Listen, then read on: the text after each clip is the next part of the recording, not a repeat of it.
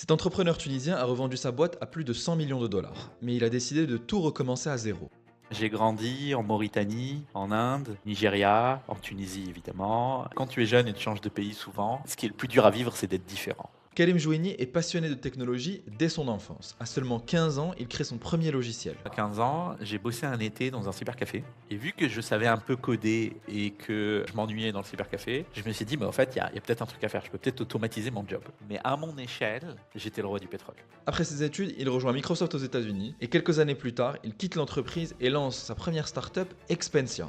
En vrai, c'est ça le critère qui joue le plus. C'est lancer le bon service au bon moment, au bon endroit. 10 ans plus tard, il revend l'entreprise pour plus de 100 millions de dollars. À ce moment-là, il décide de ne plus remonter une autre entreprise. Donc on s'est dit, écoute, si ça marche, ce truc, on n'en fera jamais une autre. Mais avec son cofondateur, il décide de se lancer un nouveau défi et viser encore plus haut. On a l'ambition de se dire, est-ce qu'on peut créer un vrai géant mondial sur un sujet qui peut toucher tout le monde. Et tu as peu d'occasions dans ta vie de tenter de créer une licorne.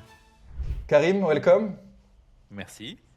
Je suis super content de te recevoir. Ça fait un moment en fait que j'ai suivi un peu, même si c'est la première fois qu'on discute, mais ça fait un moment que j'ai suivi ton aventure, les boîtes que tu as montées.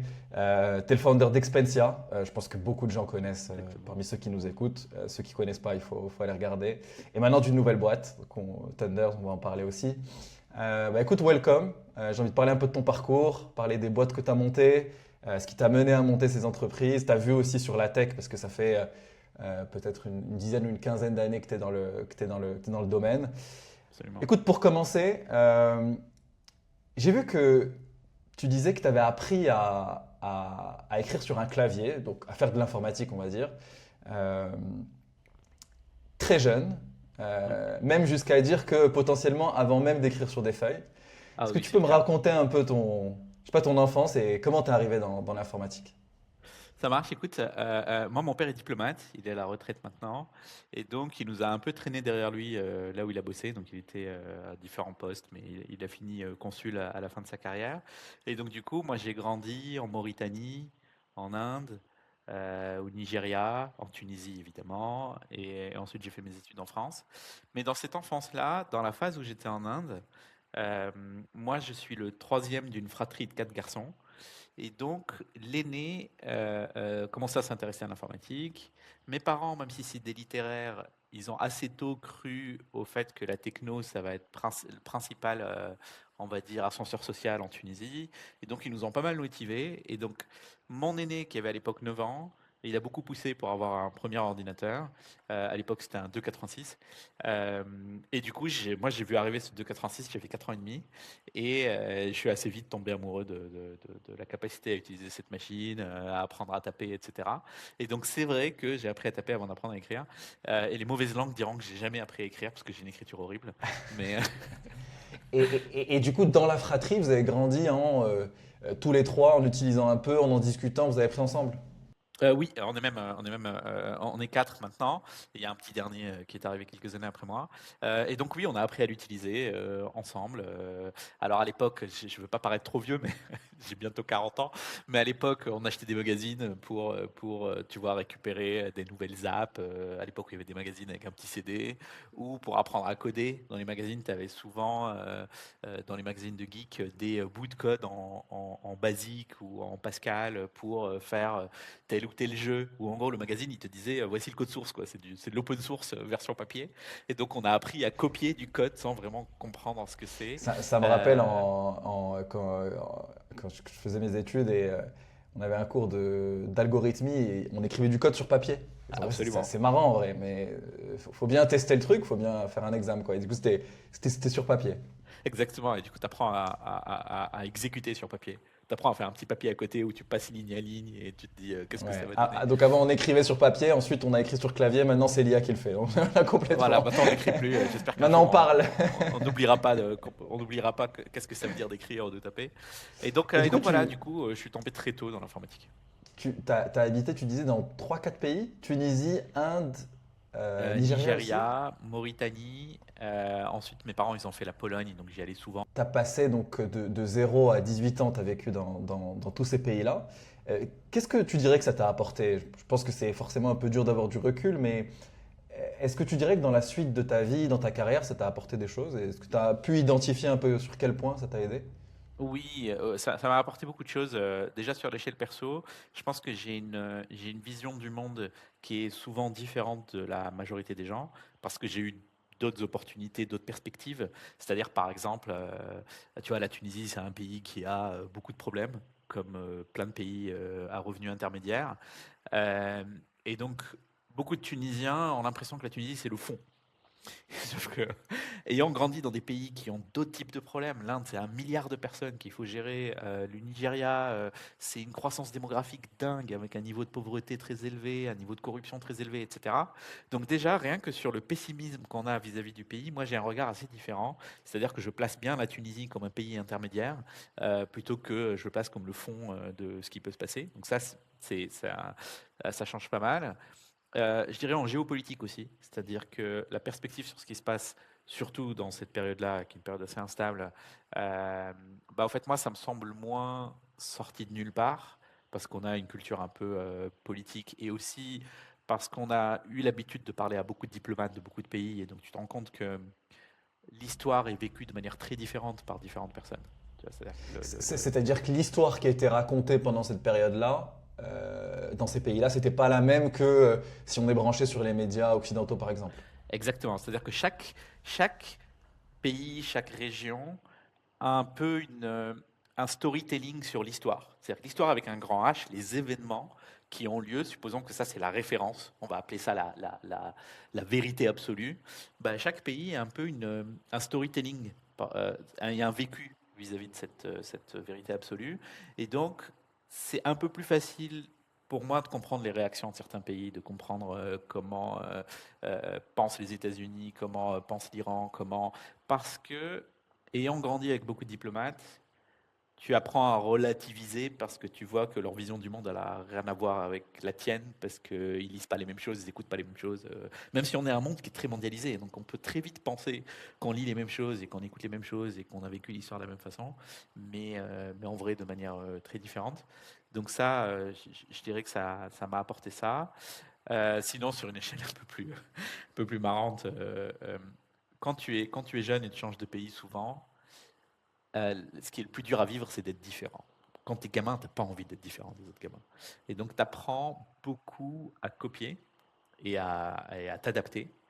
Et l'anecdote, c'est que moi, j'ai appris 4 accents différents en anglais.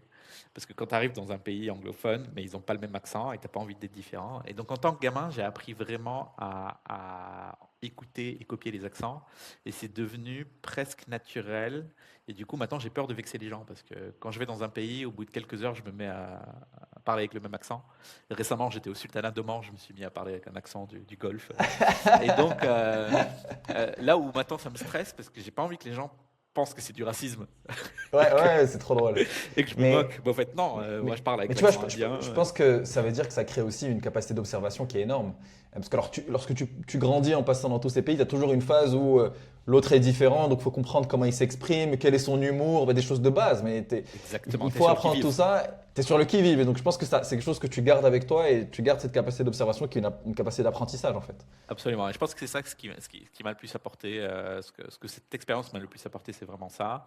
Maintenant, du point de vue carrière et business, je ne sais pas si ça impacte vraiment, mais C'est du point de c'est- vue perso, je le vois maintenant. C'est super intéressant ce que tu as dit sur le fait d'avoir du recul sur son pays. Tu vois, par exemple, moi, euh, donc j'ai grandi au Maroc, je suis marocain, maintenant franco-marocain, et c'est vrai que lorsqu'on entend le discours sur le Maroc, par exemple, on entend beaucoup de problèmes. Et effectivement, si tu changes ton échelle en voyant d'autres pays qui ont d'autres problèmes, soit plus de problèmes, soit juste d'autres types de problèmes, ça te donne Absolument. quand même du recul. Et j'irais aussi peut-être même plus loin sur ça. On se rend compte même lorsqu'on est branché sur le discours en France ou sur le discours aux États-Unis, que même dans ces pays-là où il y a probablement moins de problèmes, le discours c'est que tout va mal et c'est peut-être la fin de notre civilisation, de notre pays, etc. Et chacun a une Absolument. raison pour laquelle c'est peut-être la fin. Et c'est Absolument. hyper intéressant de. Alors, j'ai vu que tu avais monté ta première boîte ou ton premier projet à 15 ans. C'est Est-ce que ça. tu peux me Ouais. raconter ça?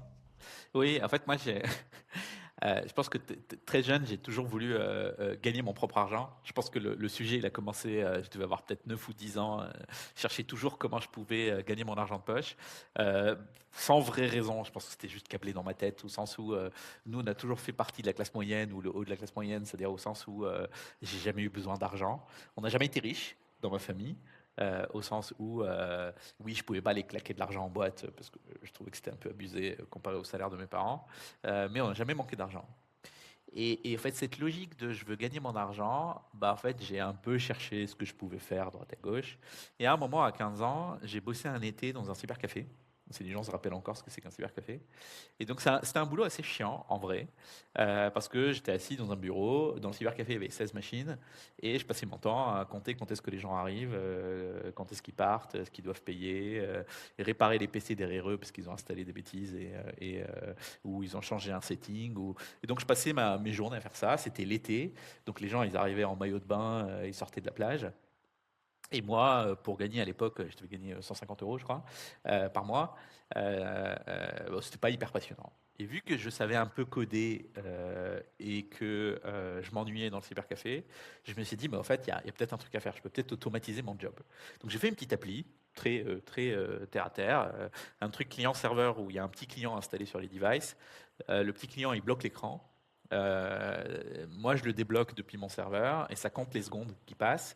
Et quand le client il a fini, bah, ça imprime automatiquement un ticket, quoi. En gros, c'était ça que j'avais fait au début. Et je l'avais fait pour moi.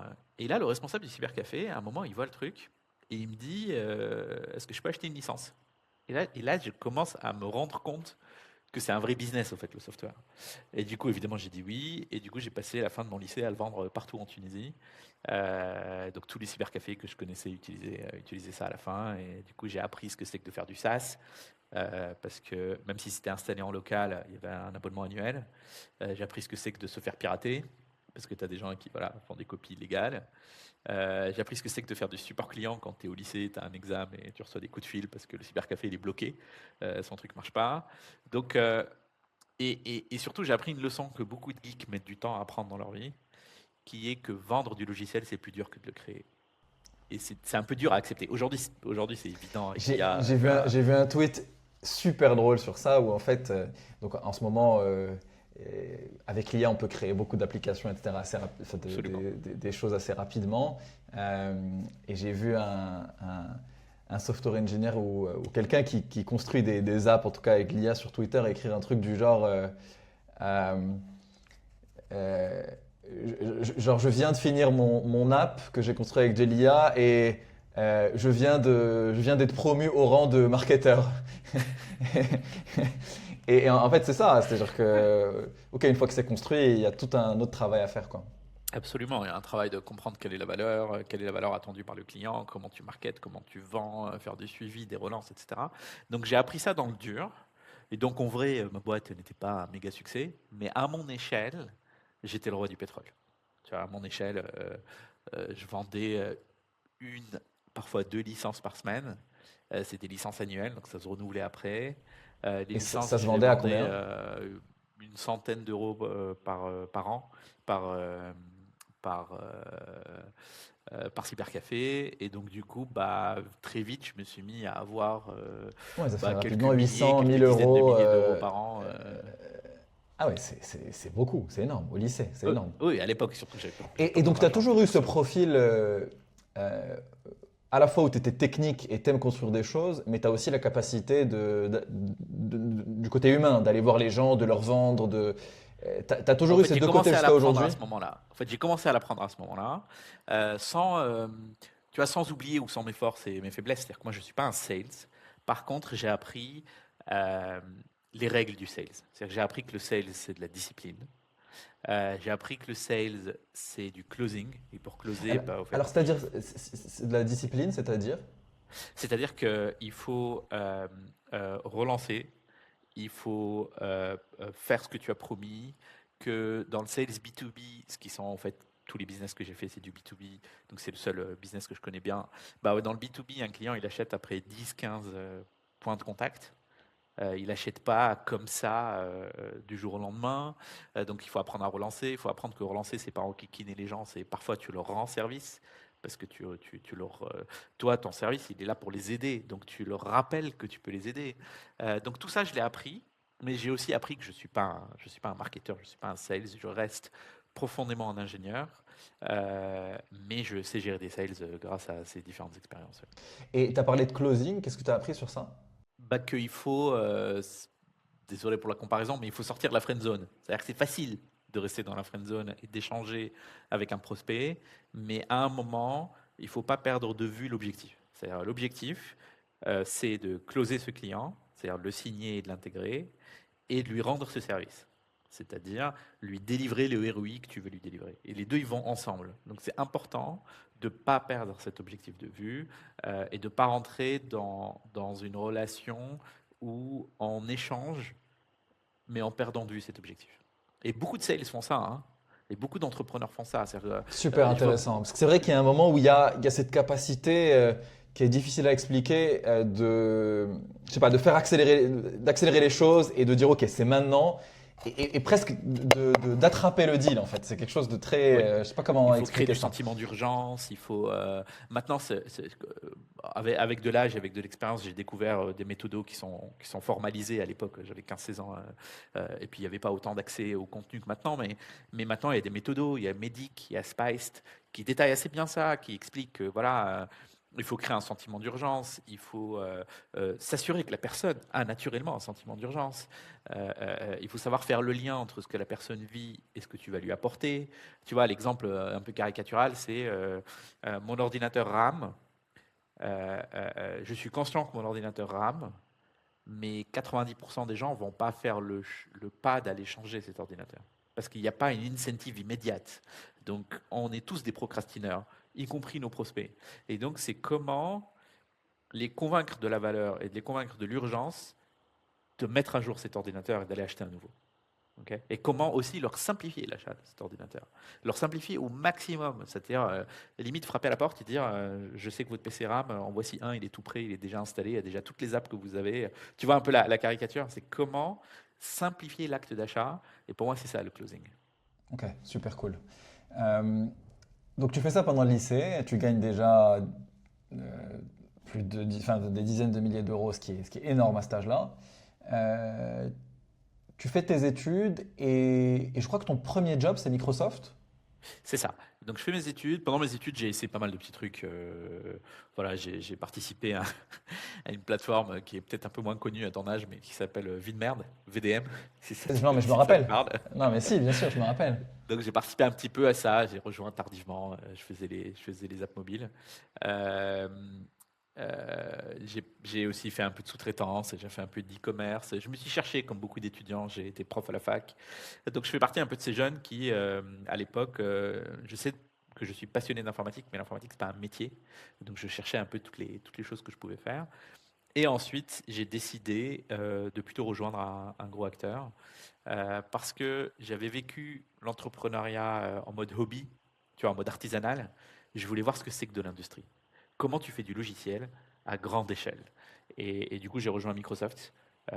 D'abord pour mon stage de fin d'études, et ensuite c'était un vrai coup de cœur, donc je suis resté Est-ce que quasiment 8 aujourd'hui ans. tu conseilles toujours à. J'imagine que tu rencontres plein de gens qui veulent monter des projets, des boîtes, etc. C'est quelque chose que tu conseilles toujours aujourd'hui? De peut-être voir ce que c'est de l'intérieur qu'une vraie boîte qui fait du vrai logiciel et qui vend, tu vois. Pas forcément, je pense que moi j'ai un caractère assez scientifique, et donc les probabilités de succès sont quasiment les mêmes à tout âge. C'est-à-dire que si tu regardes l'espérance de gain quand tu crées une entreprise, en fait, ceux qui créent leur entreprise étudiant, ceux qui la créent à 30 ans, ceux qui la créent à 40 ans, ceux qui la créent à 50 ans, c'est assez surprenant comme les stats changent peu. Ok. Ok, Donc, je pensais qu'il y avait une espérance particulièrement importante autour de 30 ans. C'est pas le cas. en fait, c'est pas le cas de manière assez significative. C'est pas le D'accord. cas de manière à en faire À un ce que tu choix de fasses un vie. choix de vie, ouais, ok. C'est ça. Parce que il y a beaucoup d'autres critères qui jouent, et en réalité, le critère qui joue le plus, c'est le timing. Ok. En vrai, c'est ça le critère qui joue le plus. C'est lancer le bon service au bon moment, au bon endroit. Ok. Le reste, c'est de l'exécution, c'est hyper important, mais c'est le facteur chance, au fait, qui est le plus déterminant dans un succès entrepreneurial. Et ce que les gens appellent chance, moi je l'appelle plutôt timing. Bien sûr, après, il faut avoir le talent, il faut exécuter, il faut avoir l'argent. Enfin, c'est une équation hyper complexe. Mais c'est beaucoup moins l'âge de la personne que tu vois, le critère le plus fort, c'est quand même le timing. Et donc, ceci étant dit, si moi, je vois un étudiant qui a une super idée, qui a un super timing, je vais jamais lui dire d'aller voir un job et tu vois, Par contre, si je vois un jeune qui a une super idée, mais je suis convaincu que le timing est moisi, c'est là où je vais les convaincre en disant non mais au fait vois l'industrie de l'intérieur parce que je me dis en fait ils se rendent peut-être pas compte que le timing n'est pas bon ou que l'idée n'est pas si bonne ou tu vois ce que je veux dire, c'est-à-dire si je vois quelqu'un à 20 ans qui veut révolutionner la logistique, si je me dis que la logistique a peu de raisons d'être révolutionnée, et ça se discute d'ailleurs, parce que je pense que maintenant elle a des raisons d'être révolutionnée, vu qu'on se démondialise et qu'il y a eu le Covid, mais bon, passons. Mon exemple est peut-être pas très bon, mais voilà, si quelqu'un arrive dans la logistique et qui veut révolutionner et que je sens pas que c'est le bon moment, bah, je vais lui dire, écoute, si tu es passionné par la logistique, va chez CMA, CGM, va apprends, enfin, rentre dans l'industrie, quoi. Et ça va te permettre d'avoir du knowledge de l'industrie qui peut-être peut te donner des insights sur les vraies problématiques. Exactement. Est-ce qu'il y a un timing? Alors hier, j'ai enregistré avec un entrepreneur qui a une boîte qui s'appelle Pellico, qui fait des opérations industrielles et du coup de la supply chain, etc. Et effectivement, on a parlé exactement du sujet dont tu viens de parler, du fait que c'est super fragmenté et vu que les boîtes ont envie d'être plus locales, de faire plus attention à leur supply chain, etc., c'est un sujet qui est complètement actuel. Peut-être si on digresse en creusant un peu sur ce sujet, euh, lorsque tu regardes un peu le monde d'aujourd'hui, alors il y a ce que tu fais avec Thunders bien sûr, mais c'est quoi les deux, trois domaines ou les deux, trois sujets sur lesquels tu penses qu'il y a un bon timing et sur lesquels il y a des gens qui sont en train de monter des boîtes aujourd'hui? Alors l'IA, c'est un tel game changer dans le substrat auquel on a accès. Tu vois, quand tu entreprends, tu as des choses auxquelles tu as accès pour pouvoir entreprendre. L'IA, c'est une telle révolution qu'en fait, il y a beaucoup de secteurs qui sont prêts à être disruptés. Maintenant, si on, si on essaye de trouver des tendances dans ces milliers d'idées potentielles, mon opinion, et c'est que mon opinion à moi, c'est que on va aller de plus en plus vers une révolution des boîtes de services. C'est-à-dire qu'on va revenir vers du service, moi j'y crois beaucoup, euh, parce que le software lui-même va devenir de plus en plus une commodité. Euh, et je vais te donner quelques exemples. Et un exemple que j'aime bien donner, c'est le recrutement. Avant, il y a 25 ans, quand tu es une entreprise qui veut recruter, bah, en fait, tu vas voir une boîte de chasse. Cette boîte de recrutement, ça peut être Pôle emploi, hein, mais en tout cas, tu vas voir un acteur et tu décris ton problème. Et cet acteur-là, il t'aide à trouver quelqu'un. Ça coûte ultra cher, c'est très lent, mais c'est la seule façon de faire. L'arrivée du SaaS a créé un premier type de révolution qui est que le SaaS a poussé le travail chez le client, en fait, en vrai. C'est-à-dire que ce que le SaaS a fait, c'est qu'il nous a tous ajouté du boulot. C'est-à-dire que moi, en tant que PME, au lieu de recruter avec une boîte de chasse, je vais prendre un outil un outil de gestion de talent ou un outil de recrutement, les Welcome to the Jungle, les LinkedIn Talent Solutions. Enfin, je vais prendre un outil qui me permet de gérer mon pipe de recrutement. Je vais recruter un ou une recruteuse et je vais faire ça in-house. Et c'est une révolution en termes de coût parce qu'avant, ça me coûtait 20 000 euros par tête de recruter ou 15 000 euros par tête. Maintenant, je peux avoir du soft et quelqu'un in-house et pour 5-10 000 euros par mois, je recrute 30 personnes. Okay, donc le SaaS, il a permis d'internaliser des fonctions dans les entreprises. Moi, je suis assez convaincu que l'IA va faire le chemin inverse. C'est-à-dire qu'on va revenir vers des boîtes de chasse. Donc moi, en tant qu'entreprise, pourquoi est-ce que je m'embête à faire toutes les fonctions du monde chez moi? Moi, j'ai un métier, je fais mon métier. Donc on va revenir vers l'externalisation, mais qui va soudainement redevenir rentable, parce que ces boîtes de chasse-là vont utiliser de l'IA, elles vont être 10 fois plus efficaces, ou alors elles vont mourir. Tu vois ce que je veux dire? Donc moi, je suis assez convaincu qu'on va revenir vers ça, mais partout, parce qu'en tant qu'être humain, on veut la relation humaine. C'est-à-dire que moi, si ma boîte de chasse, au lieu de me facturer 20 000, elle me facturer 2 000 ou 3 000, bah, en fait, c'est un plaisir de bosser avec eux, parce que tu vas travailler avec quelqu'un qui connaît le marché de l'emploi, qui connaît les salaires, qui peut te conseiller, qui va t'orienter, et ensuite, il délègue à l'IA le fait de faire de la chasse, et du coup, c'est quand même ultra efficace, et moi, j'ai pas la charge mentale de devoir acheter un outil d'IA qui fait de la chasse. Ok? Tu vois un Et peu le le, mouvement? et le fine-tuner, l'utiliser comme il faut, avoir l'expertise qu'il faut, etc., etc.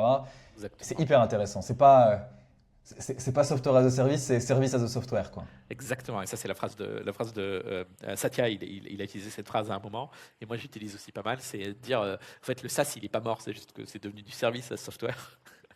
Et je suis convaincu que ça va être une grosse partie des transfos. Donc ça, c'est une tendance. Quand tu parlais tout à l'heure ça, c'est une vraie tendance. C'est la transfo service. Il y a une autre tendance, c'est pour les gens qui veulent prendre contrôle de certaines fonctions, en fait, tu as une explosion des skills. En fait, l'IA donne accès à ces skills-là. Donc, il faut vraiment se poser la question de quels sont les skills que les gens aimeraient internaliser. Et je vais te donner un exemple. Quand tu fais de la relation presse, quand ton entreprise grandit et tu fais de la relation presse, en fait, c'est assez pénible comme sujet. Parce que toi, en tant que dirigeant, tu as peut-être une vision sur un sujet et tu veux du coup écrire une tribune.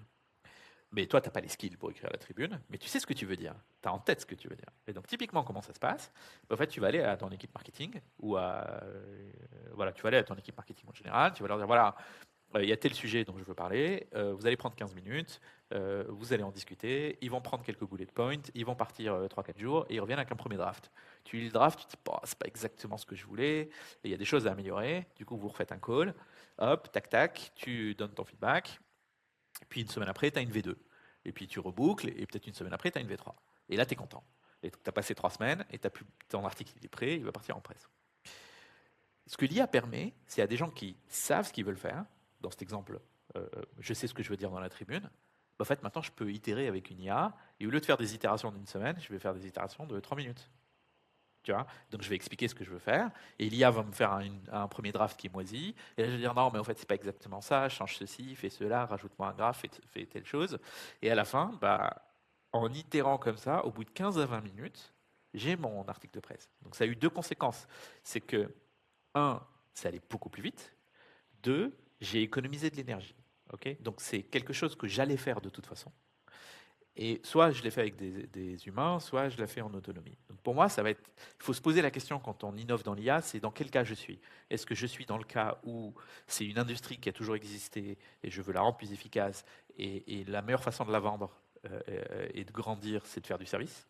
Ou est-ce que je suis dans une logique de libérer l'énergie dans des gens qui veulent faire ce que je leur fournis, ils veulent le faire eux-mêmes, et je leur donne un super pouvoir. Et donc, moi, je pense que ça va être les deux grandes tendances. Donc, c'est soit dans la boîte et réussir à intégrer une compétence qui a été externalisée dans la boîte, alors de la bonne manière. C'est-à-dire que ce n'est pas forcément sous la forme d'un SaaS, peut-être qu'il faut l'intégrer dans les workflows de la boîte, etc. Je te disais, donc c'est les deux cas. Soit c'est une innovation dans la boîte et quelque chose qu'ils peuvent faire eux-mêmes, soit une boîte de service sur un sujet spécifique et qui va être tellement rentable qu'elle va te proposer un prix super intéressant with the human touch quoi, au-dessus. Exactement, Ok. avec le supplément d'âme. Avec le supplément d'âme, exactement. Ok, donc tu passes quelques années à Microsoft. Il y a un point qui m'a particulièrement intéressé lorsque j'ai regardé ce que tu as fait un petit peu chez Microsoft. C'est que finalement, alors c'est quelle année Microsoft? C'est 2000. 2008 à fin 2014. Ok. J'ai regardé un peu ce que tu avais mis. Je crois que c'était sur LinkedIn, dans un podcast sur ce que tu avais fait chez Microsoft. Et ce qui est marrant, c'est qu'en fait, à l'époque, il y a déjà plein de sujets IA. Absolument. Par exemple, donc, ce qu'on utilise aujourd'hui en utilisant certains outils qui permettent de faire du code avec de l'IA, il y a des choses qui sont de l'autocomplétion. Donc il y a des gens qui commencent à écrire du code et finalement l'IA va écrire la suite. Et ce que j'ai vu, ce qui est marrant, c'est qu'il y a justement plus de 15 ans, en fait, il y avait déjà du travail sur l'autocomplétion chez Microsoft. Lorsqu'aujourd'hui on écrit avec des emails, j'ai vu que tu disais qu'à l'époque déjà vous écriviez des emails un peu avec de l'IA. Donc je suis super curieux de savoir ce que à ce moment-là vous avez fait sur l'IA. Et c'est intéressant parce que ça permet de mettre les choses un peu, de prendre du recul et de se dire, tout ça, il y a bien sûr le discours selon lequel ça a commencé il y a 70 ans, etc. En fait, bon, c'était pas vraiment utilisé. En fait, au moins depuis 20 ans, il y avait des vrais use cases dans des vraies boîtes qui utilisaient tout ça. Oui, moi déjà, je vais te donner une anecdote un peu perso. Donc moi j'ai fait un bac français, même si j'étais en Tunisie, j'ai passé le bac en Tunisie, le bac S. Et quand tu fais un bac français, tu as un projet à faire en fin d'année qui s'appelle le TPE, si tu t'en rappelles. Ouais, je Et l'ai donc fait moi aussi. mon TPE c'était Language Models. C'est 2004, hein. Moi c'est bac 2004. Donc les Language Models c'est loin d'être quelque chose de récent. Ce qui est récent, c'est un alignement d'étoiles qui fait que c'est devenu juste massivement meilleur et massivement dispo. Ok, et on peut en parler un peu de ces alignements d'étoiles. Mais du coup, les language models, c'est des technos assez anciennes qui petit à petit ont progressé avec la quantité d'informations disponibles, etc. Et donc, des acteurs comme Microsoft mettaient à disposition en interne, ou voire même imposés, ça faisait partie, voilà, tu arrives, tu as Outlook installé, et dans Outlook, nous on avait quelque chose qui s'appelait Action Items, et Action Items c'était un peu un ancêtre de Copilot, et moi je l'avais, ouais, il y a quasiment 12-13 ans. Et ce que fait Action Item, c'est chaque mail qui arrive, j'ai un résumé, et si je clique, il me propose une réponse. Donc si dans l'email on me dit, je sais pas moi, Karim, il faut qu'on se voit la semaine prochaine, envoie-moi 3 créneaux. Si je clique, bah, ça me dit, ah top, oui, voici, je suis dispo sur ces 3 créneaux-là, parce que ça allume mon agenda, ça m'a préparé une réponse, ça a trouvé qu'il y avait dedans une adresse, donc ça m'a préparé l'adresse dans l'agenda. Euh, je peux classifier mes mails, etc. Et donc tout ça, c'était basé sur des language models ou des NLP, mais à l'époque, le coût de calcul est cher, et donc Microsoft le met pour ses salariés parce qu'elle sait calculer le coût salarial, tout simplement. Et donc, quand tu es Microsoft, bah, en fait, tu peux peut-être te permettre de payer 3-4% des salaires en coût de calcul. Je ne sais pas combien ça coûtait, hein, mais tu vois un peu le raisonnement. Euh, deux, je pense qu'on se posait plus de questions de privacy qu'aujourd'hui. Et donc, c'est facile à faire pour Microsoft en interne, mais en faire un produit, c'est une autre histoire. Parce que Microsoft, bah, elle mine ses propres mails. Et donc, elle a les droits dessus, tu vois. Donc, tu mines tes propres mails et du coup, bah, tu peux traiter ça. Euh, et donc, à un moment, il y a eu un alignement d'étoiles. Il y a eu l'arrivée des transformers de Google. Il y a eu. Justement, je veux Oui, bien que tu m'expliques cet alignement d'étoiles parce qu'il vient de plein de choses. Il y a de la technologie, il y a de la capacité de calcul, enfin, il y a plein de choses. Donc, qu'est-ce qui a absolument. fait que, autour de justement 2020, 2021, 2022, ou même peut-être 2015, 2020, pourquoi il y a eu cette accélération qui a fait tout ce qu'on a aujourd'hui? Alors, c'est dû à plusieurs choses, et encore une fois, c'est mon interprétation, hein. Mais il y a eu plusieurs choses. Déjà, dans l'IA, il y a toujours eu un peu une battle entre est-ce que je fais des modèles dédiés, donc de l'IA hyper spécifique. Et tu vois, Expensia, ma boîte d'avant, on fait de l'IA, tu vois, pour traiter les factures. On avait, avant l'arrivée des LLM, on avait la techno la plus reconnue en Europe pour les traitements de factures, d'assez loin. Donc ça, c'est de l'IA assez spécialisée. Et puis, il y a un mouvement qui est l'idée de dire, au fait, euh, les modèles peuvent devenir intelligents par eux-mêmes. C'est-à-dire qu'ils deviennent intelligents, euh, c'est une capacité émergente des modèles.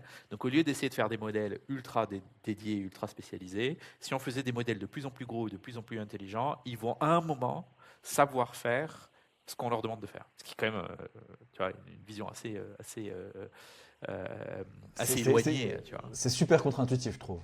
Enfin, C'est, si, c'est- maintenant, c'est facile de dire que c'est faisable, mais enfin, si on m'avait posé la question avant, honnêtement, j'aurais dit que c'est la spécificité qui En aurait fait, fait c'est le meilleur contre-intuitif, résultat. mais on le voit dans la nature partout. C'est-à-dire que tu vois, une fourmi prise toute seule, elle n'a pas le hardware pour être intelligente, mais plein de fourmis ensemble, elles sont intelligentes. C'est une capacité émergente de la quantité de fourmis. Alors que l'algo de la fourmi, il est hyper basique, mais des milliers de fourmis ensemble qui exécutent le même algo hyper basique, ça finit par faire des choses ultra complexes. Et je parle même pas de biologie, tu vois, les règles de biologie sont assez basiques, mais ça fait nous. Du coup, ça montre que beaucoup de molécules mises ensemble, bah, ça te donne quelque chose de complexe et qu'on a du mal à faire le lien entre le hardware et ce que ça a Ouais. donné. Et donc, C'est on le vrai. En fait, voit, une on le fois que voit tu partout comprends dans la comment, nature.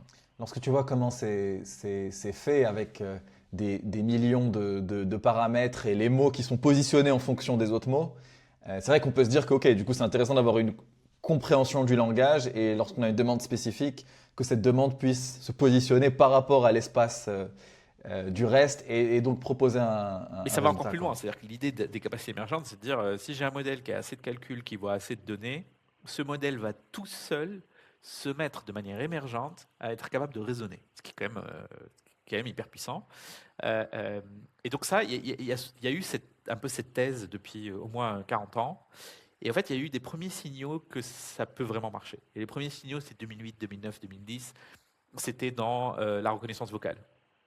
quand les gros modèles, les gros modèles généralistes, se sont mis à battre les modèles spécialisés dans la reconnaissance vocale. Là, on a commencé à se dire, ok, en fait, on peut prouver dans un problème plus simple, dans un problème plus réduit, que les gros modèles peuvent vraiment gagner, les gros modèles généralistes, versus des modèles où on leur apprend vraiment à reconnaître la voix. Et donc, du coup, il s'est mis à y avoir de plus en plus d'investissements sur comment je peux faire des gros modèles efficaces. Et je pense qu'il y a eu vraiment un point de bascule, c'est l'arrivée des Transformers. Donc, il y a eu un papier de Google en 2017 qui a conçu une autre façon de représenter des neurones. Ok, donc, quand on fait des gros réseaux de neurones, en fait, il y a une notion mathématique qu'on appelle le neurone, parce que ça ressemble un peu à un neurone dans son fonctionnement. Et donc, comment je le représente mathématiquement en mémoire et comment il se comporte, ben, il y a eu une innovation qu'on appelle les Transformers. Et cette innovation, c'est une innovation de rupture parce qu'elle a rendu les coûts de calcul beaucoup plus bas et la précision beaucoup plus grande. Et donc, l'arrivée de cette techno, combinée à une disponibilité des puces pour faire beaucoup de calculs, combinée à un viol massif des données privées de tout le monde, parce que c'est l'ambiance aux États-Unis au moment où ça s'était permis, et c'est toujours permis, bah en fait, ça a permis l'émergence d'acteurs qui ont scanné tout Internet et construit des modèles gigantesques, Ouais. et ils ont pu prouver qu'en fait, cette thèse, elle marche vraiment. Sur le calcul et le stockage, c'est assez marrant de voir qu'il y a 30-40 ans, le prix du calcul était tellement élevé, on ne se rend pas compte. C'est-à-dire que ce qu'on fait aujourd'hui, lorsqu'on pose une question à l'IA, c'était juste impensable. Alors Dans qu'on les lui années demande, 70, ça coûtait des on millions lui de dollars. demande de quelle stocker un météo il giga. fait, quoi. Tu vois, quand tu lui demandes quelle météo il fait, c'était un truc, c'était une capacité militaire, quoi. C'était un truc de fou. Absolument. Ça coûtait Et, des millions de dollars de stocker un giga dans les années 70. Maintenant, stocker un giga, c'est une fraction de centime. mais cette histoire aussi de privacy, elle est super intéressante parce que elle est intéressante au point du côté personnel, parce que c'est vrai qu'en fait, mine de rien, il y a 10 ans, 15 ans, Facebook, Meta, ils se sont pris tellement dans la gueule à cause de ça, et c'était le sujet de privacy. Autant maintenant, il y a moins ce sujet personnel, en fait, on dit toute sa vie à son IA et il n'y a pas de problème. Mais ce qui est intéressant aussi, c'est l'IP. En fait, c'est des boîtes qui ont Ah oui, juste y aller, pris. tout le monde. Ah oui, c'est le plus C'est-à-dire grand vol. ça fait 30 ans que l'humanité produit de la connaissance dans un truc qui s'appelle Internet. Et ces gens-là, ils ont dit, ah ouais, au fait, mais du coup, on peut prendre toute cette info-là et ils ont siphonné toute l'information. Ah oui, ils ont siphonné toute l'information, ils ont siphonné tout le code source disponible en ligne, ils ont siphonné tous les échanges sur Reddit, ils ont siphonné. La rumeur dit que OpenAI, dans son démarrage, ils ont siphonné tout Messenger, tout Facebook, tout. Donc ça leur a donné la data nécessaire pour faire ces modèles-là. Et donc c'est ça l'alignement, c'est avoir assez d'hardware, assez de capacité de calcul, et donc ça a nécessité les transformers pour que ça marche, et avoir assez de laxisme sur l'IP et sur la data pour produire un OpenAI. J'ai une petite question sur ça, mais je ne sais pas si c'est technique, mais ça me passe par la tête. OpenAI, ils ont commencé un peu avant les autres gros d'aujourd'hui. Effectivement, ils ont eu du coup une capacité à prendre beaucoup de données. Mais comment on explique qu'il y a des labos qui probablement ont eu accès à beaucoup moins d'informations, enfin j'ai l'impression, mais ont quand même des capacités qui sont proches de celles d'OpenAI. Est-ce que ça veut dire que juste sur ces 5 dernières années, la techno a tellement avancé qu'il faut beaucoup moins siphonner Internet pour faire une IA qui est assez intéressante? Ou est-ce qu'en fait non, ils ont aussi pris la même quantité d'informations? Alors, je vais juste faire une remarque sur ce que tu as dit tout à l'heure. Non, OpenAI, ils n'ont pas commencé avant tout le monde. Ce qu'ils ont fait avant tout le monde, c'est ils ont ouvert la boîte de Pandore. Ils ont démocratisé les LLM avant tout le monde. Mais ils n'ont pas commencé avant tout le monde. Google, Microsoft, etc. avaient des modèles plus complexes qu'un GPT-3. En 2018, on avait essayé de faire on avait fait une boîte avec un ami à moi et on avait utilisé un truc qui s'appelait Dialogflow pour le Dialogflow, language processing. Il y a Ça BERT chez fonctionnait très Google. Oui, ça, c'était quand même assez impressionnant. Je pense qu'OpenAI, c'est les premiers à avoir ouvert la boîte de Pandore et dit, en fait, on va l'ouvrir au grand public et ça va. Et du coup, en l'ouvrant au grand public, tu as fait exploser le niveau d'innovation dans le monde parce que tout le monde construit dessus, etc. Pour les nouveaux acteurs qui arrivent à faire aussi bien que les gros modèles, il y a plusieurs sous-parties, mais je pense qu'il y a quelque chose qui m'aide, moi, à comprendre la techno d'aujourd'hui. quand on en parle avec avec les mains, avec les doigts, c'est que le modèle le plus proche du LLM, c'est l'humain. Ok, c'est dur à accepter, mais une fois que tu te dis qu'au fait, quand je dois réfléchir à comment fonctionne le LLM, je dois comparer à comment aurait fait un humain, ça facilite beaucoup de sujets, même si parfois c'est faux, mais ça facilite beaucoup de discussions. Dans cet exemple-là, il y a plusieurs façons avec lesquelles tu peux construire un modèle avec beaucoup moins d'argent et beaucoup moins d'énergie. Dans l'exemple de l'humain, c'est toi, par exemple, quand tu es allé à la fac, ok, tu as fait une école d'ingé, tu as fait une école de commerce, au fait, tu as eu en quelques années un condensé de milliers d'années d'apprentissage. Ok, tu as passé moins de temps que Newton à comprendre les équations de Newton. Et donc ça s'appelle l'apprentissage. Tu as un prof et un élève, et l'élève peut apprendre beaucoup plus vite que ce que le prof a passé comme temps pour apprendre. Et donc il y a beaucoup de modèles qui siphonnent les gros modèles en faisant ce qu'on appelle la distillation, euh, euh, en discutant tout simplement avec des gros modèles. Il y a eu un papier hyper intéressant qui s'appelle Alpaga, qui est sorti très tôt. Alpaga, c'était des gens qui sont amusés avec $600 de calcul à créer un petit modèle qui est presque aussi bon que GPT-4, juste en ayant pris $600 de calcul et en ayant passé quelques nuits à discuter avec GPT-4. C'est-à-dire que le modèle s'est positionné comme si c'était l'élève, et il posait plein de questions au prof, et petit à petit, il s'est construit une image du monde qui n'était pas si mauvaise, mais juste en parlant au prof. Sauf que lui, le prof, il a fallu qu'il traite des milliards et des milliards de documents pour se construire une image du monde. Tu vois l'idée? Et donc ça marche très bien dans les modèles. Un petit modèle peut apprendre d'un grand et ne pas se taper toute la data qu'il fallait se taper. Ok. Si on reprend un peu l'histoire, tu sors de Microsoft, tu lances Expensia. Ce qui est assez intéressant, c'est qu'il y a beaucoup de sujets lorsque on ressort un peu ce que vous disiez lorsque vous étiez sur Expensia avec ton cofondateur, qui sont devenus beaucoup plus mainstream. L'automatisation, par exemple. Bon, l'automatisation, c'était pas un sujet super important. Aujourd'hui, c'est ultra mainstream. Tout le monde a envie d'automatiser, même des trucs inutiles.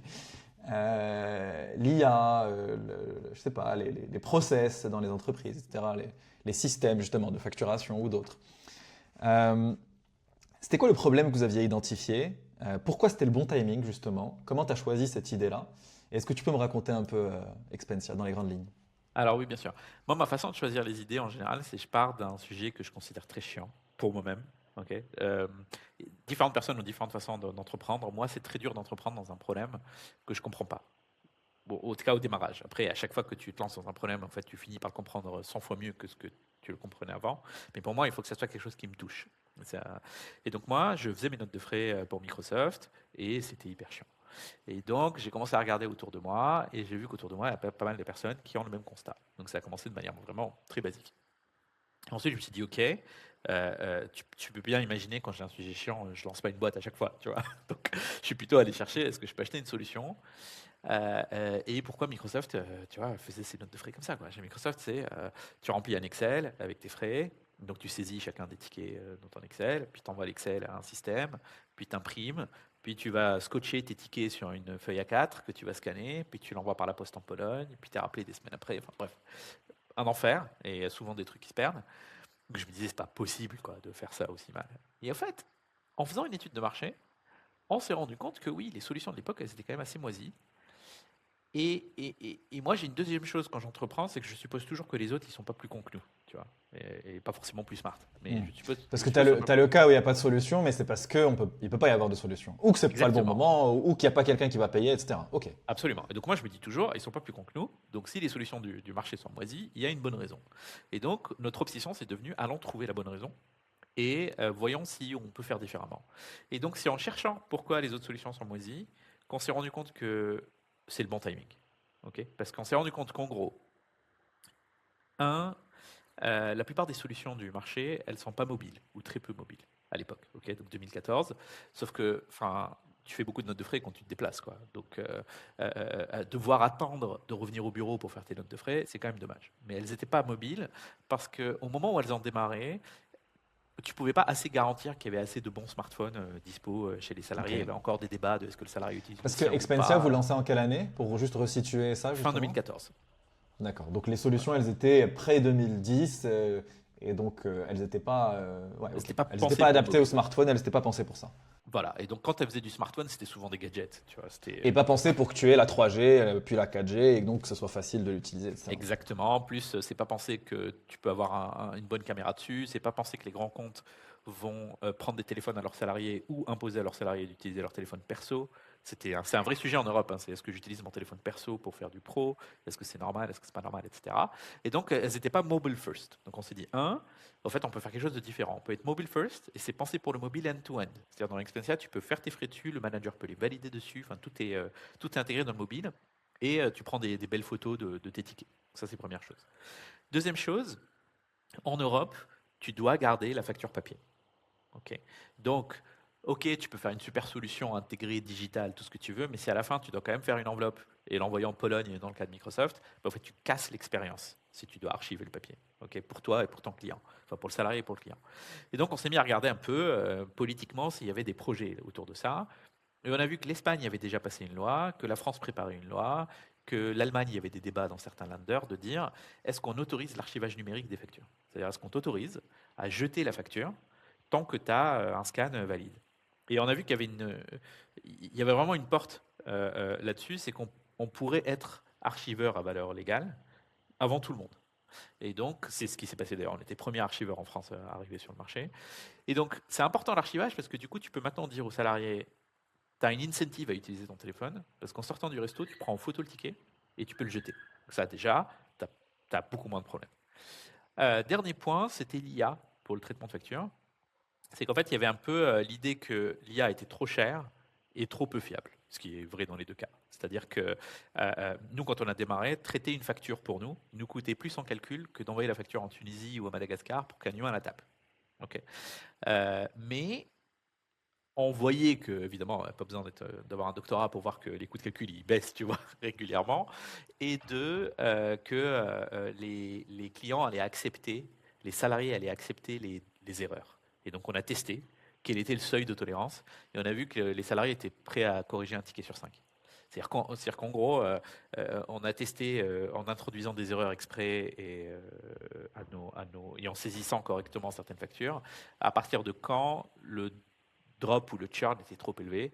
Et on a vu à partir d'une erreur sur 5, il restait. Ou en tout cas, il restait suffisamment de personnes. Et donc, du coup, voilà, on a fait la combinaison des trois. On a fait une solution mobile first avec de l'IA. Tu prends tout de suite en photo, ça reconnaît tout ce qu'il y a sur ta facture et tu peux jeter le papier. Et c'est comme ça qu'on s'est convaincu qu'il y avait vraiment un business à faire. Ok. Et justement, c'est une boîte qui est partie sur ce sujet-là et est allée assez loin justement dans l'automatisation, euh, dans l'IA. Et lorsque j'ai regardé la fin de l'histoire, c'est-à-dire la vente de la boîte, j'ai vu que vous étiez dans 6000 boîtes différentes, 6000 entreprises, Oui. 6000 entreprises clientes. Oui. Et ces entreprises, elles sont dans plein de pays, donc vous étiez dans une centaine de pays, Oui. ce qui est énorme. Et ça, c'était la première fois que tu faisais ça, la première fois que tu créais un software et qui Ouais. scalait sur des milliers d'entreprises. Et c'est pas ce que je voulais d'ailleurs. Enfin, si, je voulais des milliers d'entreprises, mais je voulais pas une centaine de pays. C'était pas voulu à l'origine. Ok, mais oui, c'était plus une conséquence parce que toutes ces boîtes-là sont dans plein de pays, quoi. Exactement. Ouais. Qu'est-ce que tu as appris sur justement cette étape de réussir, de passer d'un produit qui fonctionne à un produit vraiment industrialisé, entre guillemets, et en même temps adapté, parce que être dans autant de pays, c'est des réglementations différentes, c'est des cultures différentes, c'est des langues différentes, enfin c'est tellement de choses sur un sujet. Ça semble simple la facturation, mais c'est super complexe, parce qu'il y a plein de spécificités dans chaque pays.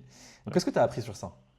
En fait, j'ai appris que que c'était dur, que c'était exponentiellement dur au fur et à mesure où tu grandis, et que c'est beaucoup plus dur que ce que pense tout le monde. C'est-à-dire que je vois beaucoup d'entrepreneurs qui disent oui, mais en fait, je vais commencer là, puis je vais ouvrir tel pays, puis je vais ouvrir tel autre, puis de toute façon, mon produit, il est global. Et en fait, c'est pas vrai. Les produits sont rarement globaux. Il y a toujours plein de petites subtilités qui font que c'est pas global. Et ces petites subtilités, elles sont dues à comment on fonctionne en tant qu'être humain, mais parfois, elles sont dues aussi à des pays qui se protègent.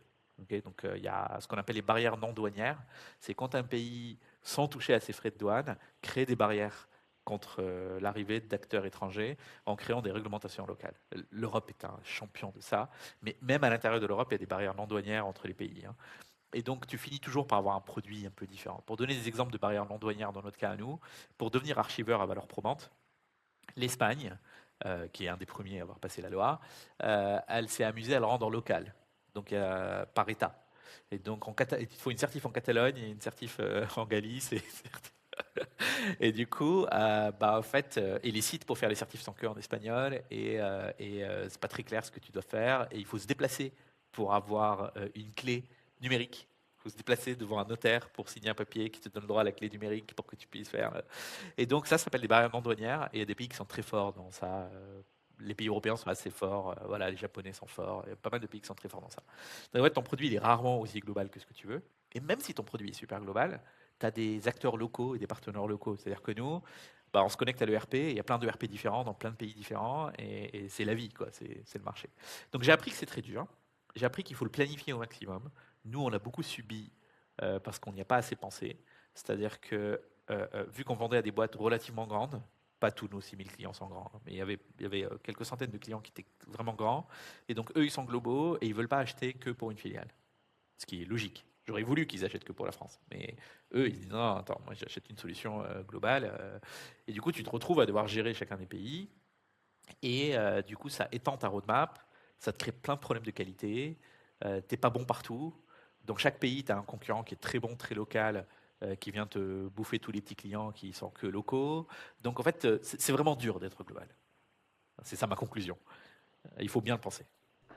D'un point de vue structure de l'entreprise, alors est-ce que vous étiez basé plutôt en Tunisie ou vraiment entre la Tunisie et la France? Comment c'était organisé? Oui, c'est entre la Tunisie et la France. Quand on a vendu, on était un peu plus de 200. Il y avait à peu près 110 en Tunisie, à peu près 70 à Paris et une quarantaine de remote un peu partout. C'était vraiment une boîte. C'est-à-dire que c'est pas la Tunisie d'un sous-traitant et la France est le siège ou vice-versa. C'était vraiment une boîte où les gens circulaient. Maintenant, il y avait quand même des différences de talent. C'est-à-dire que la Tunisie, c'est un pays où il y a beaucoup de talents jeunes qui est top. Il y a très peu de talents seniors de par l'immigration, de par pas mal de choses. Donc petit à petit, la seniorité était quand même plutôt en Europe par la force des choses. Mais oui, on était quand même France-Tunisie. Et ensuite, on a essayé les deux écoles pour faire l'international. Il y a deux façons d'organiser une entreprise pour l'international. Les deux sont mauvaises. Et j'ai jamais trouvé quelqu'un qui a trouvé une autre façon bonne de le faire. Qui est soit tu verticalises, tu fais par métier. Donc tu as une équipe marketing globale, tu as une équipe sales globale, tu as une équipe tech globale, etc. Soit tu fais des équipes locales. Ok. C'est-à-dire que t'as un country manager qui a en même temps un peu d'R&D, un peu de sales, un peu de support et il a son équipe, quoi, il a sa filiale. Donc c'est les deux, c'est-à-dire qu'il y a toujours au global une partie sales, etc., tech, etc. Mais il y a aussi il y a aussi des gens pour les sales, pour la tech, pour les opérations localement. C'est-à-dire que c'est doublé. Oui, c'est pas forcément doublé, c'est beaucoup local et un peu global. Et il y a l'autre école, c'est tu fais que du global. Et en fait, chacune des écoles est mauvaise. Et c'est pour ça que les grands groupes, ils changent tous les 3-4 ans. Parce qu'en fait, quand tu fais une équipe que globale, en fait, ils comprennent mal ce qui se passe localement. Donc, ils prennent des décisions un peu bizarres. Un exemple que j'aime bien donner, c'est Bing Maps en France, quand ils ont lancé, et pendant plusieurs années. Tu voyais pas les lignes de métro à Paris si tu zoomes pas au niveau 7.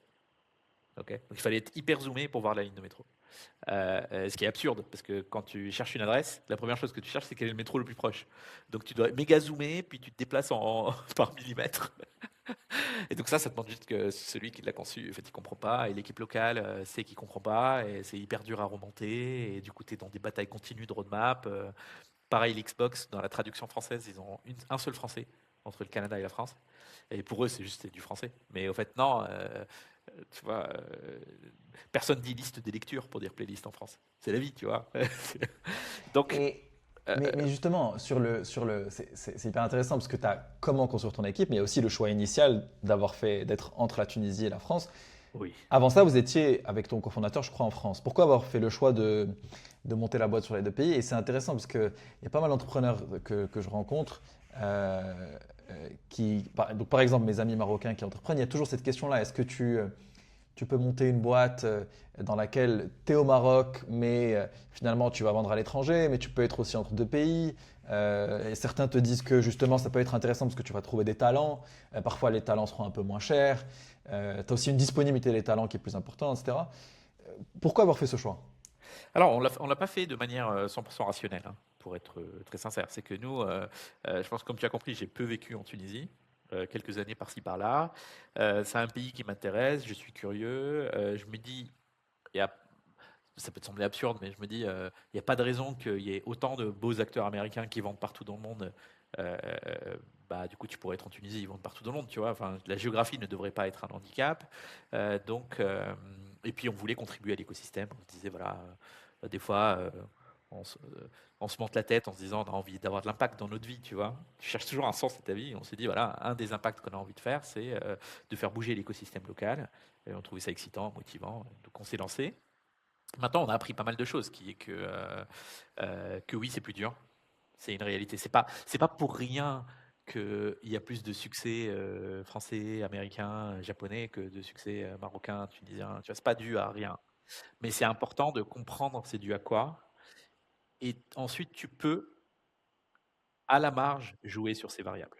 Ok. C'est-à-dire que, par exemple, pour être très concret, la Tunisie, pourquoi il y a aussi peu de succès tunisien? Un, le marché est très petit. Donc, en fait, tu ne peux pas devenir un champion local. Tu es obligé très vite de faire de l'export. Ça, c'est la première chose.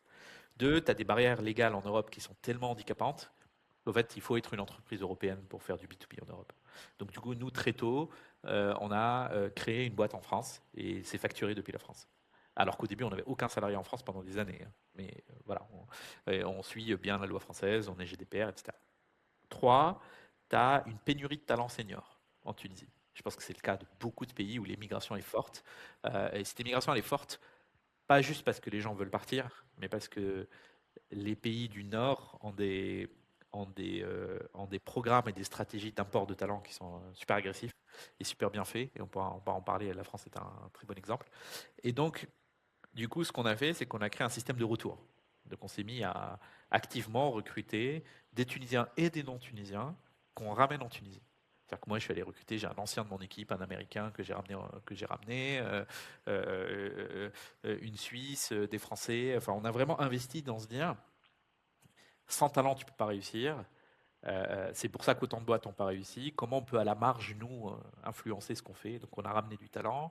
On a aussi lobbyé pour des changements de loi. Il y en a eu plusieurs en Tunisie pour permettre aux startups de fonctionner de manière un peu plus successful. Donc voilà, donc on a à la marge influencé notre destin. On a levé des fonds à l'étranger. On s'est pas entêté à dire on est une boîte tunisienne et religieusement. Non, non. Réussir est plus important que d'être une boîte tunisienne parce qu'on aura plus d'impact en ayant des actionnaires et tunisiens et étrangers, en ayant des salariés et tunisiens et étrangers, et en ayant un succès global. Et donc voilà, c'est comme ça qu'on a fait notre bout de chemin. On n'a pas créé une licorne, parce qu'il y avait des limites à cette croissance-là, mais on a créé quand même une belle boîte. Ok. Alors, vous vendez en 2023, je C'est crois, ça. ou 2022, Oui. c'est ça? 2023, été 2023. Alors, le chiffre n'est pas public. Vous vendez à Medius. Donc, tous les articles disent plus de 100 millions d'euros. J'ai pas le droit de répondre, mais Mais on n'a pas on n'a pas le chiffre. Bon, fallait bien que je demande. ouais. En tout cas, ce qu'on sait, c'est que c'est plus de 100 millions d'euros. Et en fait, ce que je voulais te demander, c'est que je pense que dans ces moments-là où tu as une boîte, donc j'ai vu que c'était une boîte rentable, 6000 clients, vous vendez à plus de 100 millions d'euros. Je pense dis-moi si c'est vrai, mais dans la décision dans ta tête avant de vendre, il y avait probablement deux options. C'est-à-dire que soit je vends maintenant, soit je vends pas pour faire tel truc. Et ce truc est probablement c'est une vision qui va probablement transformer l'entreprise. C'est-à-dire que c'est un peu vers quoi on va, la nouvelle image de qu'est-ce que ce sera Expensia dans 10 ans, option 1, ou je vends maintenant à plus de 100 millions. Enfin, je pense que ça doit être la question. Et du coup, la question que je voulais te poser, c'était quoi l'option 1? C'est-à-dire, c'était quoi qu'est-ce que je fais avec Expensia dans 10 ans si je vends pas avec cet exit qui est incroyable et un énorme succès, quoi. Mais j'étais aussi curieux de savoir dans quel sens vous comptiez peut-être développer Expensia et qu'est-ce que ça aurait pu devenir? En fait, c'est une décision qu'on a mûrie sur une certaine période, surtout quand on commençait à voir arriver la rentabilité. Donc nous, on est devenu rentable fin 2023. Donc on avait déjà vendu, mais on était sur le bon chemin pour devenir rentable. En fait, c'est une idée qu'on a vraiment mûrie parce que moi, j'aime bien de temps en temps prendre un peu d'auteur sur mon marché et encore une fois, ne pas considérer que les gens sont plus bêtes ou plus intelligents que nous et de comprendre qu'on est aussi dans une vague et qu'en fait, tu peux rarement résister la vague. Tu vois. Tu peux surfer un peu, mais s'il y a une grosse vague, il faut quand même la voir arriver. Et donc, nous, la grosse vague qu'on a vu arriver sur notre marché, c'est de dire, il y a 20-25 ans, les DAF, les directeurs financiers, ils achetaient un ERP et l'ERP il fait tout. Ok, il est moisi, mais il fait tout. Moisi, c'est-à-dire que c'est pas collaboratif. Tu vois, les salariés n'ont pas accès, peuvent pas collaborer dessus. C'est très dur à implémenter dans chaque nouveau pays. Ok, quand tu as un gros ERP, tu ouvres un nouveau pays, c'est un projet d'un an et demi. Mais ça fait toutes les fonctions pour gérer les ressources de l'entreprise. L'arrivée du SaaS, il a permis à des acteurs ultra spécialisés de naître, comme nous. Ok, donc, des acteurs qui font une seule fonction dans l'entreprise. Nous, on fait que les notes de frais. Et après, on a fait les cartes corpo. Des acteurs qui font que les congés, des acteurs qui font que. Donc, ultra spécialisés. Mais en fait, les acteurs ultra spécialisés, ils ont en vrai gagné sur le marché. Ok, c'est-à-dire que la taille de marché des acteurs spécialisés, elle est supérieure à la taille de marché des ERP. C'est juste que les acteurs spécialisés sont morcelés. Donc avant, les boîtes qui avaient une certaine taille utilisaient du SAP, mais pour plein de choses différentes. Et bien sûr, il n'y avait pas tous les use cases des SaaS, mais Oui. les SaaS ont grappillé plein de use cases des ERP et en ont créé des nouveaux. Exactement, et en se pluguant dessus. C'est que l'arrivée de l'Internet et tout, s'est dit, attends, moi pourquoi mes salariés, pourquoi on gère les congés de cette façon-là, pourquoi j'ai du papier, je vais faire bosser mes salariés, ils vont déclarer leurs congés, le manager va valider et ça va être génial. De la même façon sur les notes de frais, de la même façon sur la compta fournisseur, de la même façon. Donc il y a plein d'acteurs qui sont venus se pluguer par-dessus et qui sont venus enrichir le RP ou le remplacer sur une fonction. Et la conséquence de ça, c'est qu'on a beau avoir gagné sur nos niches spécialisées, ça a mis le DAF devant un problème IT. Maintenant, un DAF, il gère 25 solutions, 30 solutions pour faire son boulot. Et donc, et ça, on le vit dans toutes les fonctions. Hein. On va parler à un directeur marketing, s'il n'a pas 30 outils pour faire son job, c'est qu'il ne le fait pas bien. Tu vois. Tellement c'est morcelé. Et du coup, tu as une perte de valeur parce que c'est mal interconnecté, les données ne circulent pas. Enfin, Et bref. tu vois, avant, on parlait de stack que dans la tech et dans le software engineering. Maintenant, on parle de stack partout. En fait, Partout. un sales, c'est quoi ton stack? Et en fait, c'est 10 outils différents. Exactement. Dans les opérations, tu as des stacks, etc. Ok. Et les outils font tous plein de choses un peu communes. Je regardais une stat aux US. Aux US, le SaaS coûte en moyenne 7 000 $ par an et par salarié. Ok, donc, du coup, ça te montre à quel point ça a touché toutes les fonctions. Et donc, les DAF, et on commençait à avoir cette musique, des DAF qui, en fait, on leur casse les pieds parce qu'ils doivent tout intégrer, mais en même temps, ils ne peuvent pas utiliser le RP moisi, c'est pas global. Nous, ils ouvrent un nouveau pays, c'est en 5 minutes. Tu vois, on a fait la fusion Natixis et les banques populaires, BPCE. Dans un autre monde, c'est des projets, enfin, dans leurs autres outils, c'est des projets de plusieurs années. Moi, c'est 2 de mes clients qui ont décidé de fusionner. Bah, nous, la fusion, enfin, se fait en une semaine, il n'y a pas de problème, tu vois. Donc, du coup, on s'est dit, au final, nous, ultra spécialisés, on n'a pas d'avenir, en fait, à rester commandé. Et donc, quand tu arrives à cette conclusion, tu as 3 options. Quand tu me dis c'est quoi l'avenir d'Expensia, tu as 3 options. C'est soit tu construis les autres modules, ok. Et nous, on était convaincus qu'il fallait devenir un Microsoft Office. C'est-à-dire, si tu regardes Microsoft Office, tu as plein d'apps qui n'ont rien à voir en réalité. Celui qui utilise Excel et celui qui utilise Word et celui qui utilise PowerPoint, c'est des workflows très différents. Mais Microsoft a réussi à nous laver le cerveau et on achète Microsoft Office comme une suite. Okay, et la suite est bien interconnectée, ça fonctionne bien ensemble, etc. Donc on est arrivé à la conclusion qu'il faut un Microsoft Office pour le DAF. Et donc là-dessus, tu n'as pas beaucoup d'options. Hein. C'est soit tu construis les modules dont tu as besoin, et à ce moment-là, il n'y avait pas encore Claude Code. Je pense qu'on aurait peut-être pu, tu vois, avec Claude Code, on aurait eu le courage d'aller tout construire. À l'époque, on s'est dit non, on n'a pas le courage d'aller tout construire, on va arriver trop tard sur le marché, ça ne va pas le faire. Soit tu achètes des boîtes, et donc on a commencé à regarder une levée de fonds, on avait quelques propositions, mais il faut lever 150 millions, 200 millions pour acheter des boîtes, et du coup tu construis ta suite par du buy, soit tu vends à quelqu'un qui va faire une suite. Et donc forcément, notre vision stratégique et notre compréhension du marché, qu'avec du recul je considère très bonne, on n'était pas les seuls à avoir cette vision. Il y a les gens, ils ne sont pas plus cons. Et donc, il y avait plein de gens qui étaient arrivés à la même conclusion que nous et qui ont commencé à nous appeler parce qu'eux, ils ont choisi l'option j'achète. Okay, donc, nous, on était face à 3 options et tout le monde était face aux 3 options. Et du coup, on s'est mis à avoir des coups de fil de boîtes qui avaient choisi d'acheter. Et du coup, on en a parlé dans le board et on a dit au final, OK, on va prendre une banque d'affaires.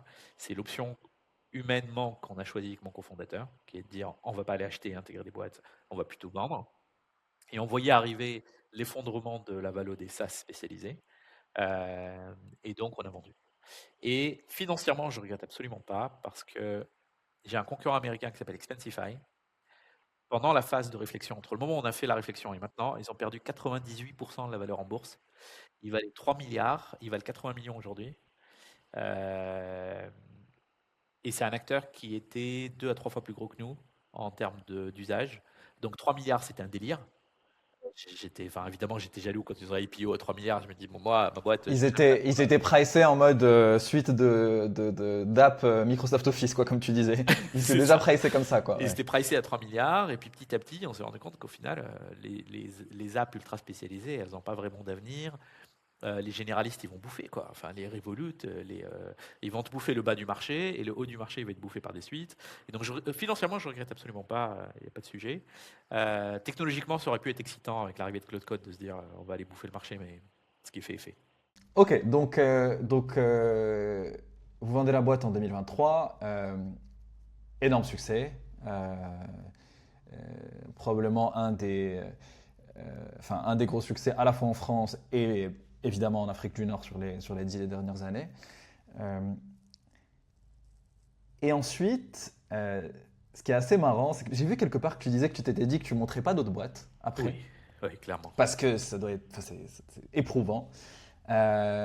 Pourquoi tu changes d'avis? Qu'est-ce qui fait que tu lances Tenders ensuite? Et raconte-moi un peu cette transition. Et c'est quoi justement le nouveau problème que vous voyez et que vous voulez résoudre à ce moment-là? Oui, on s'était dit qu'on n'allait jamais refaire de boîte parce qu'au fait, Parce que d'ailleurs, tu remontes la boîte avec le même cofondateur. oui, Donc je pense que vous vous êtes dit tous c'est les deux.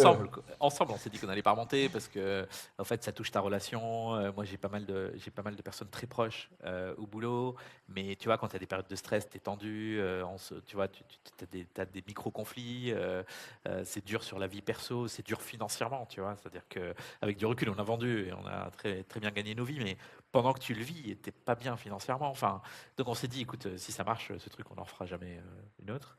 Mais je pense que tu oublies. La blague que j'aime bien dire, c'est comme les gens qui ont plusieurs enfants. T'oublies que c'était dur, et donc du coup, t'es retenté. Mais blague mise à part, je pense qu'on a eu un alignement d'étoiles, c'est-à-dire que c'est un sujet qu'on trouve très chiant, l'assurance qualité. C'est un sujet qui nous a beaucoup ralenti. Donc c'est Chez l'assurance qualité Expansia, dans le code. Pour dans le l'expliquer, logiciel en c'est général. C'est-à-dire que dans le logiciel. oui, quand tu crées des logiciels comme un Expansia, bah, en fait, tu as des changements réglementaires toutes les semaines, parce que tu es sur plein de pays, donc ça change tout le temps. Tu es avec certains grands comptes qui ne comprendraient jamais qu'il y a un bug. Et tu es dans une compétition technologique qui fait que tu dois shipper tout le temps. Donc nous, on shippait tous les jours, on allait en prod tous les jours. Alors, on avait des clients comme EDF, et je peux te dire que quand ça casse, c'est pas bien, parce qu'ils comprennent pas ça, ils n'ont pas l'habitude d'avoir du SaaS qui change tout le temps.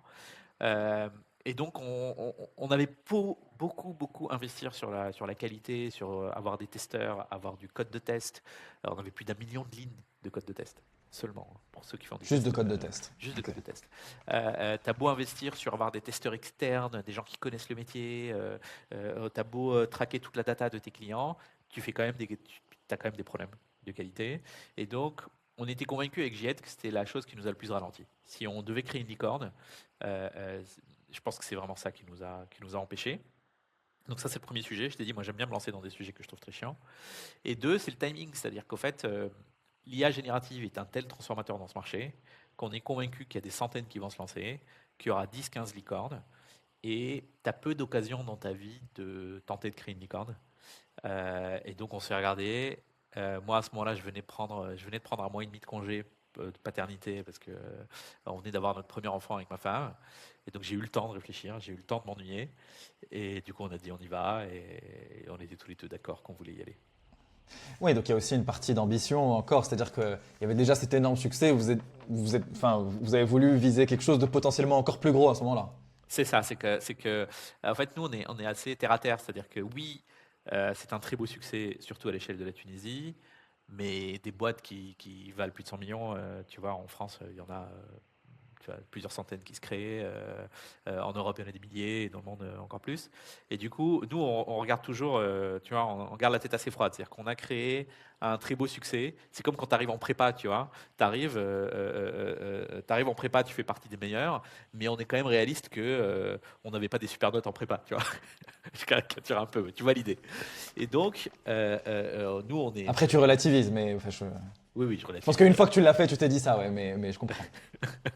Et donc voilà, on a l'ambition de se dire, est-ce qu'on peut créer un vrai géant mondial sur un sujet qui peut toucher tout le monde?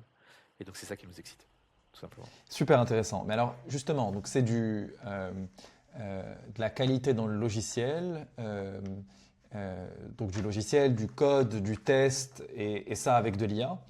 Euh, on s'est rendu compte depuis 1 an ou 2 que le software engineering est en train de vraiment évoluer.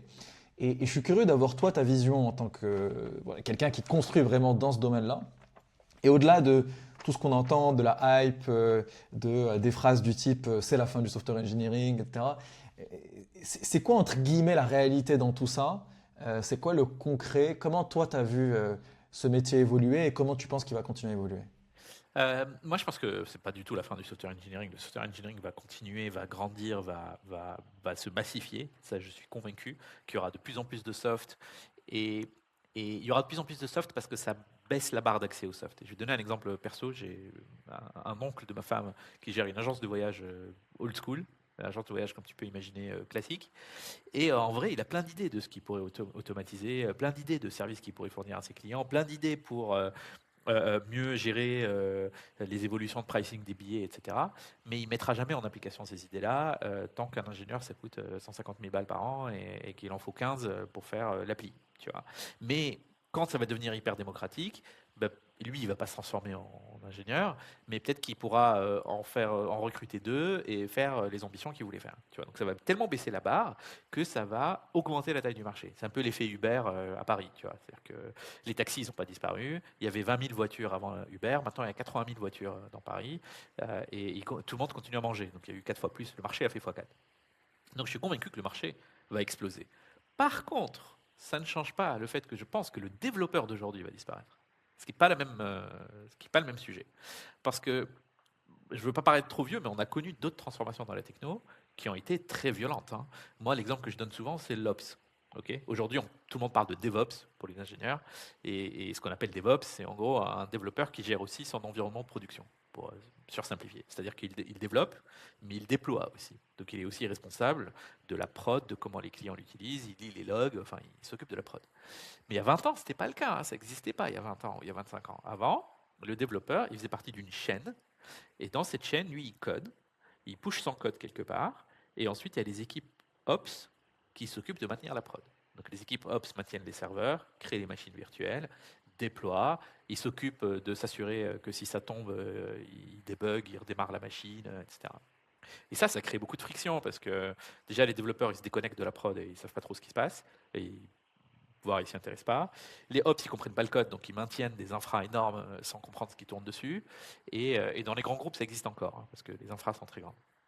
Et donc la transfo DevOps, c'est une transfo de dire, en fait, avec l'arrivée du cloud, avec l'arrivée d'acteurs plus gros, avec des stacks plus virtualisés, bah, en fait, ce qui s'est passé, c'est qu'au lieu d'avoir une équipe de 20 ops, tu n'en as plus besoin que d'un seul. C'est un vrai chiffre. Hein. Donc moi, l'équipe que j'avais chez Microsoft, c'était ça. À l'échelle de l'entité, pour peut-être 120 développeurs, il y avait On est passé 15-20 de ops. 20 ops dans une équipe ops à un DevOps, c'est ça? Non, un ops qui est vraiment un architecte, qui comprend vraiment, et qui gère la facture du cloud et qui gère tout ça.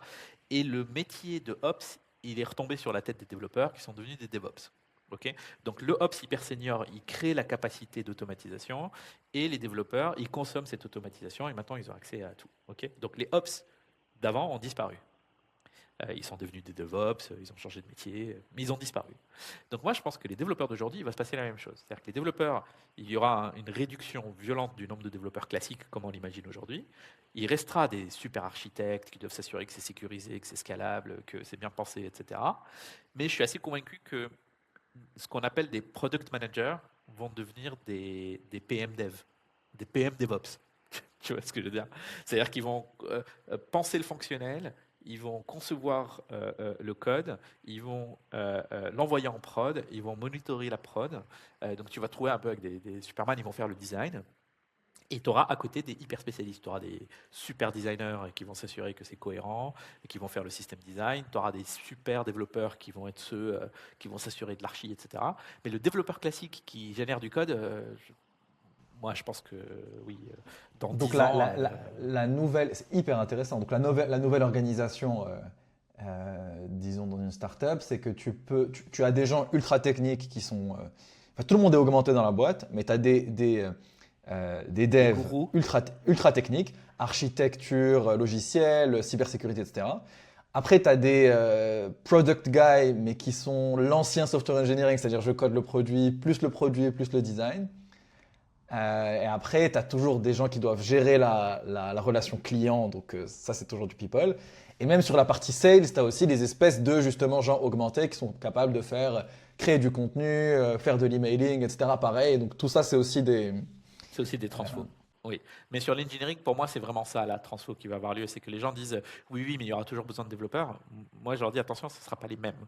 Donc, il y a des vrais sujets sur qu'est-ce que tu apprends à la fac, et des vrais sujets de comment tu transformes tes salariés d'aujourd'hui, parce qu'il y a un sujet social. Donc, en anticipant, tu transformes les gens, c'est-à-dire que tu leur donnes les skills nécessaires pour faire le job complet. Mais si tu leur donnes pas ces skills-là, oui, tu pourras pas les garder. Un développeur classique d'il y a 20 ans, s'il ne fait pas du DevOps, à part bosser dans une banque ou dans une administration massive, où c'est encore assez segmenté, il n'aura jamais un job dans une startup. Moi, je ne recruterai jamais un dev qui ne comprend pas comment marche la prod. Tu vois, donc la transfo DevOps, ça c'est vraiment fait. Et de la même façon, la transfo AI va se faire.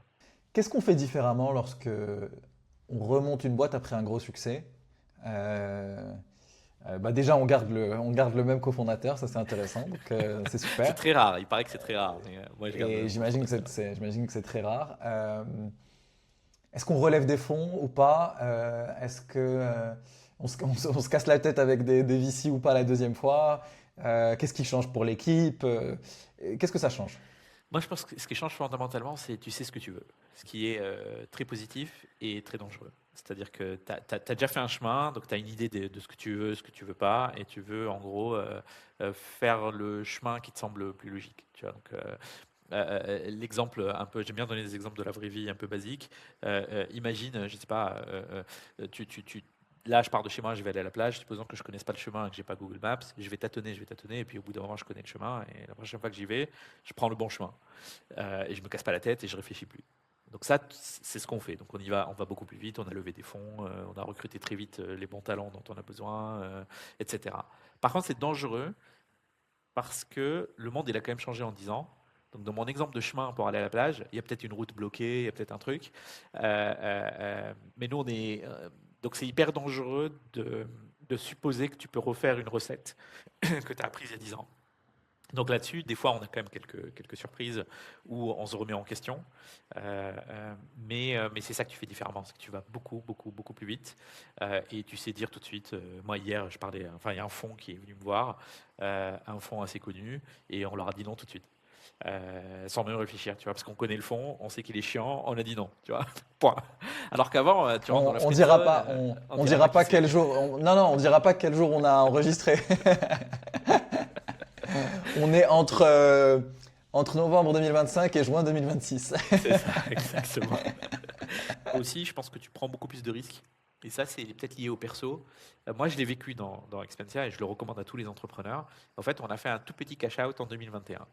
Ok. Donc en 2021, dans notre série B, on a fait un petit cash-out. C'était un conseil que m'a donné un entrepreneur qui était aussi VC chez nous. Il m'a dit, voilà, Karim, ça fait 10 ans, ça fait 8 ans que tu es sur l'histoire, tu as zéro patrimoine perso, tu devrais cash-outer un peu. Et pour moi, c'était pas un truc logique à faire, parce que du coup, tu t'appauvris la boîte. Tu sors de l'argent qui est dispo. Et au final, j'ai compris après pourquoi il m'a dit ça. C'est que en tant qu'entrepreneur, plus ta boîte elle grossit, moins tu prends de risques. Plus tu as peur parce que la chute elle est encore plus haute. Parce que toi, à l'échelle perso, tu n'as toujours pas de patrimoine. Moi, j'avais pas de salaire pendant 4 ans, puis j'avais un salaire normal. Ouais. Je n'étais même pas dans les 10 plus hauts salaires. Donc tu prends beaucoup de risques et puis de moins en moins Tu prends de moins en moins parce qu'au fait, tu as peur de plus en plus de la chute. de Et en ce que fait, tu quand on perds. a cash-outé un petit montant, au fait, tu te sécurises, tu vois. Moi, j'ai utilisé cet argent pour acheter un appart, tu vois. Pour l'histoire, moi, j'ai cash-outé 1 million. Donc, du coup, tu payes un tiers d'impôt, il te reste 2 tiers. J'ai utilisé pour acheter un appart. Voilà, en gros, tu connais ma vie maintenant. Mais en fait, ça te sécurise tellement, c'est psychologique. C'est que du coup, tu peux prendre beaucoup plus de risques. Et du coup, on a cet effet-là fois 100 maintenant chez Thunders. c'est que ayant déjà vendu une boîte, ne se sentant pas personnellement en danger, ça fait qu'au fait, tu es beaucoup plus bold. Et je pense que c'est nécessaire d'avoir le bon niveau de risque quand tu crées une boîte et quand tu entreprends. Sinon, tu es lent.